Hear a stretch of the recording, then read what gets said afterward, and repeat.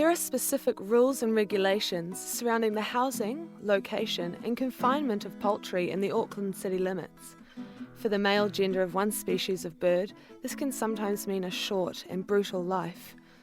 If they are lucky, they find their way into the helping hands of Bill and Kath Worsfold. My name's Bill and my name's Kath. And welcome to The Roost. And that's the sound of it. This is a rooster sanctuary in the New Zealand bush, Northland bush here. We've got about 36 rescued roosters who live with us, give us enormous pleasure with their company, and lots of good fertilizer for the gardens as a bonus. They were in need, and they were rescued from all sorts of places, the sides of roads, and people who had a rooster all of a sudden instead of a hen. So, yeah. So here they are.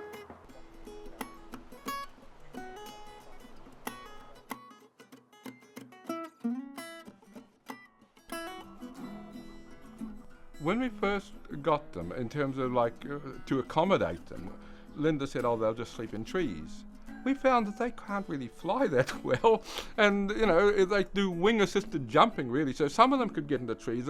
I ended up having to build structures so they could get up into the trees, and then got a big puri tree here, and we had most of them slept in there.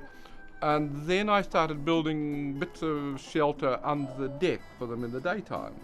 So they themselves, although they were roosters that had lived wild in the parks, they chose to come under the deck, and the more they came under, the more he built perches for them. So I've got a whole network of bird walks made of tea tree poles and things like that. Roosters are a lot easier than hens to have, because you just have to throw out some grain, or you give them some greens if you don't have enough greens. But if they're free ranging, you have a lot of greens, so you don't have to feed them that much. Yeah, so it's a lot easier than having hens. We buy grain though. We buy sacks of whole maize, and a sack of whole maize costs about $33. Used to last 6 weeks when we had about a dozen roosters. Now that we've got 36 roosters, it'll last about 2 weeks.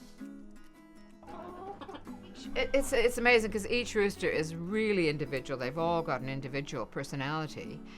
This little guy, Pip, this is Pip, he loves music, and if Bill's playing the guitar, he'll come right up and he'll sit right beside him. Then he'll jump on his knee to sit on his knee, and sometimes he jumps right on the guitar. The joys of home for roosters. They're so wonderful.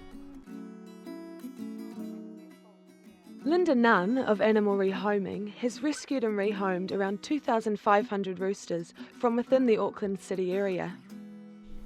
The 2,500 roosters that we've rescued since 2005 have come from various sources, but one of the main ones is people's fascination with eating eggs and watching chicks grow and be raised. And of course what they don't know, or what they don't understand, is half of those are going to be little roosters.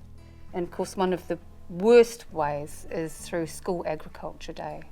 New Zealand has a tradition of children raising a small animal and then bringing it to Ag Day in October and showing it off. If they happen to have raised a chick that's turned into a rooster, it won't be kept at home. It'll be dumped in a park or on the roadside. Pet shops play their part by having chicks for sale. People in suburbia go and pick up a chick, and they don't know whether it's going to be a boy or girl. And if it's a boy, it's often dumped. Roosters that are abandoned don't do well. They can be attacked by dogs, they can be hit by traffic, they die of starvation underneath their beautiful plumage. They're just little walking skeletons. They have illnesses that no one's treating. Poachers come and take them to put in their eel traps and for human consumption, and they kill them in the most horrific ways and capture them in the most horrific ways. Now this is the area where we bring the roosters once we rescue them. The people who own this property kindly allowed us to build a little pen here, but this is where we put them until we find them a home or until they're well. So what we do is just put the hay down for the first time. Right, now we need to put their grass and food down for them. Yeah, a lot of people don't realise how essential this grass is to their health. And then of course, their favourite bit, this is the bit they love.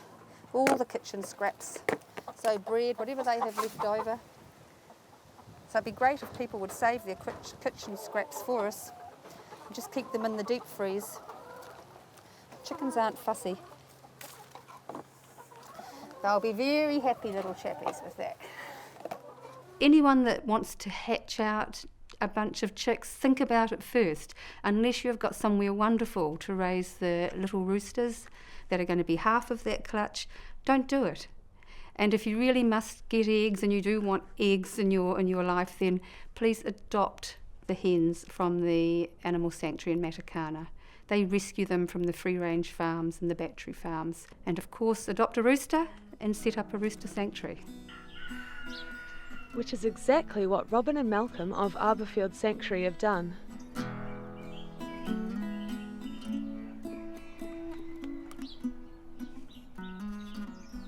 My name is Malcolm Lee. And I'm Robin Ray, and our sanctuary is called Arborfield Sanctuary, and along with other farm animals we have 51 roosters here, and they are all a real joy. The upkeep for the roosters involves feeding them twice a day, and we also need to make sure that they're healthy within themselves, which involves twice a year treating them for the prevention of lice and mites and things like that. And every week to 10 days cleaning out the rooster houses. We put down fresh hay for them. And the busiest time with them, of course, is feeding times, but that's also the most enjoyable time, is to be out there with them. The enclosure is, we did it quite elaborate to ensure that other animals couldn't get in and roosters couldn't get out. And we fenced off the equivalent of over half an acre. And inside the enclosure we built two houses for the roosters. It involved Malcolm getting online and trying to find good deals for getting fence posts, deer fencing and chicken wire, and we were able to save on expenses because Malcolm did the majority of the actual labour involved. It's great. We have about 20 of the roosters being sponsored at $10 a month each. And yes, certainly if we could get all 51 sponsored, then that would cover the feed. Ideally, we would like to have enough sponsorship coming in that we ourselves would be able to afford to build a second enclosure, because we're at our full capacity now. We really can't take any more, but we are still getting phone calls and emails from people who are wanting us to take their roosters, and unfortunately we just can't. If you would like to help the roosters in any way, you can contact Linda or Robin and Malcolm via their websites. You can help by donating feed or building materials, sponsoring vet bills, or volunteering some of your time. You could even open a sanctuary of your own. So please don't be part of the cruelty, be part of the answer.